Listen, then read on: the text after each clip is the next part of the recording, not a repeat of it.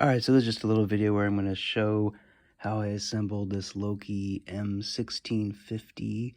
It's a Loki cocktail, red and blue, so it has red grains and blue grains, and it mixed together and you get this cool violet flame with smoke, which is awesome.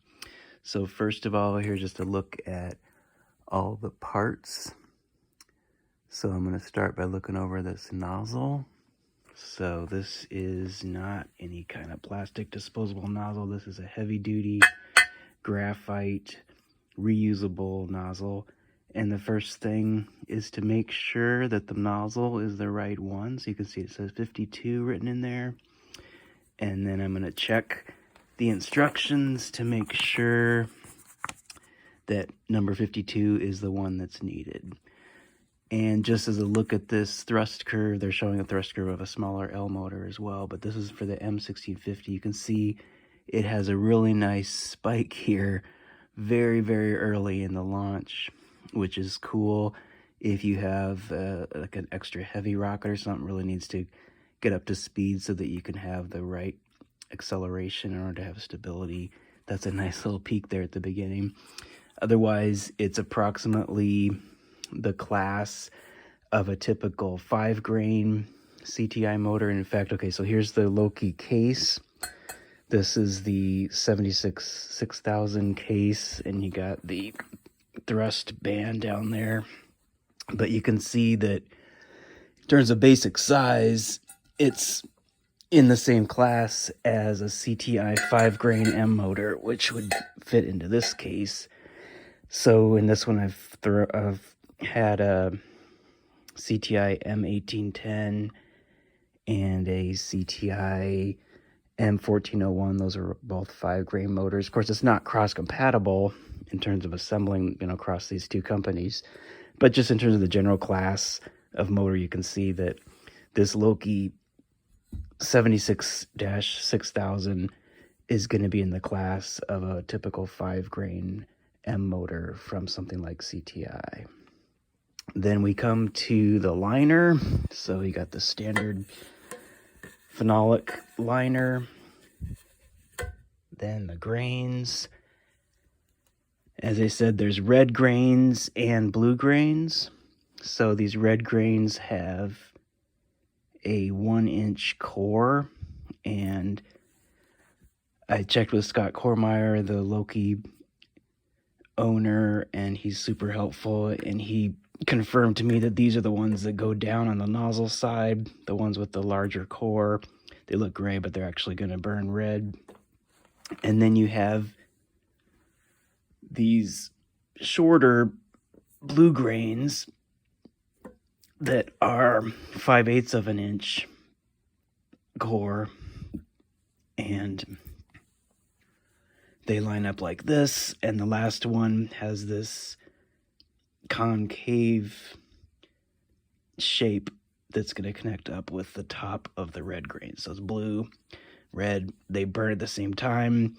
You get a really cool twisted flame that comes out, a mix of red, blue, and then turns to violet. Then we come to the various O-rings that we'll be using. You can see there's one small one that's going to go with the smoke element. It's going to go right on there. Here is the snap ring for that smoke element, which goes in here. The snap ring's going to go right in there. The smoke element goes in there. This is the forward closure, this whole thing. And then that gets attached at the top with this snap ring, which, by the way, these are really heavy-duty snap rings when you get to this size of a Loki motor. And Loki recommends this type of pliers. They're Knipex brand, and for doing your snap rings, it's a good kind of plier. Be sure to wear eye protection when you do that, because these things snap fast and it could be dangerous. So wear eye protection during this whole process, but especially with the snap rings, and obviously with the propellant as well. So that's the layout of the whole project, and I'm looking forward to putting together and then flying it. I'm not going to be flying on a huge rocket. It'll be probably 50-pound, so I won't really need that huge spike there, but it'll be cool. Definitely get it off the ground quickly. But like I said, this could be useful for a heavier rocket. The one I'm going to fly probably is going to be about 50 pounds and estimating about 7,800 feet. Should be a really cool flight as long as I carefully put this together and don't make any mistakes. So that's why I'm documenting it, to remind myself how I did it, and hopefully I'll do it correctly. Because if it's done correctly, Loki motors are some of the most awesome things you can see out on a hobby rocketry field. And of course, this is a commercially certified hobby rocketry reload. It's a Loki reload. It's not an EX motor of any sort. And all aspects of this rocket assembly and the flight itself will follow the policies of the National Association of Rocketry.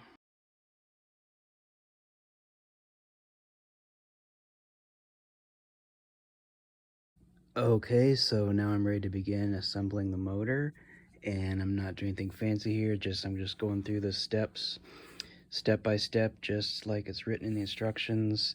First step is to lube up your O-rings. I'm using this stuff called Super Lube, and I've lubed up these rings, which are going to go on the nozzle, 1/8 inch orange ones, and then these 1/8 inch black ones, which are going to go in these two slots of the bulkhead.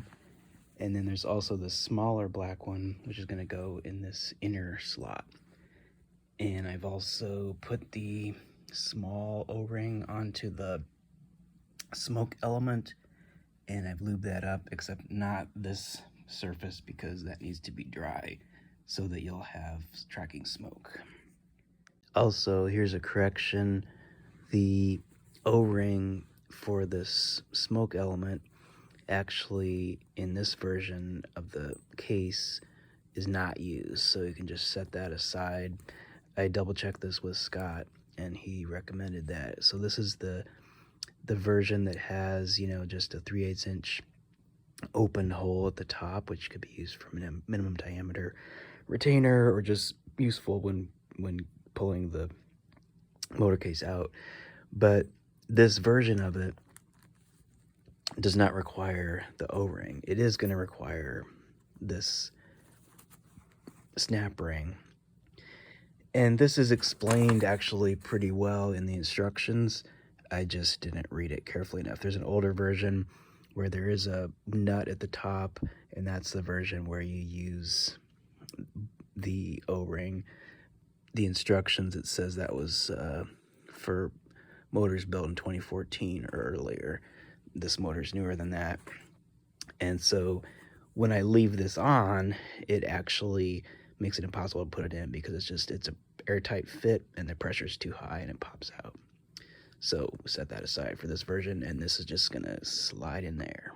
And then I'm just gonna use these Knipex pliers to put the snap ring right there inside the snap ring slot. Alright, and the instructions say to lightly grease just the inside of one end of the liner. I've done that. That's just to make the grains go a little smoother. And now I'm ready to put them in. It's going to be, as I said before, the 3 big red grains toward the aft end, the nozzle end, and the 4 small blue grains coming down the top. And now the nozzle is going to go into the liner, just the recessed part here at the top. And then I'm ready to slide the whole liner on into the case, making sure that the thrust ring is on the side of the nozzle.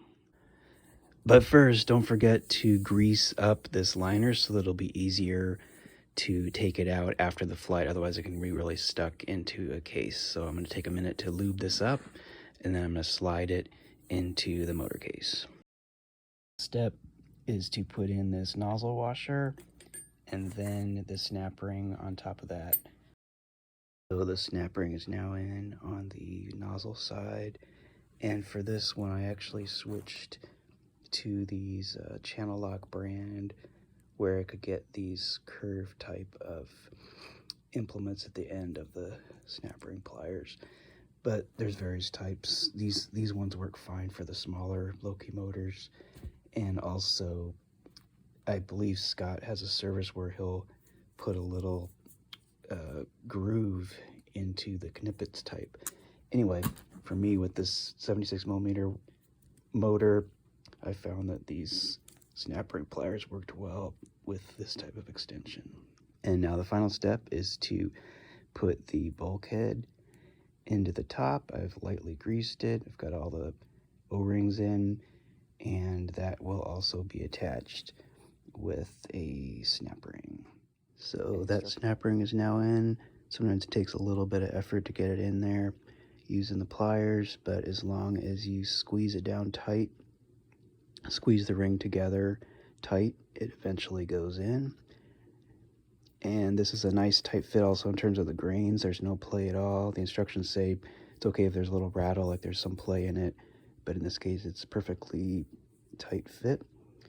So that is the assembly of the 76mm M1650, and I'm looking forward to flying it.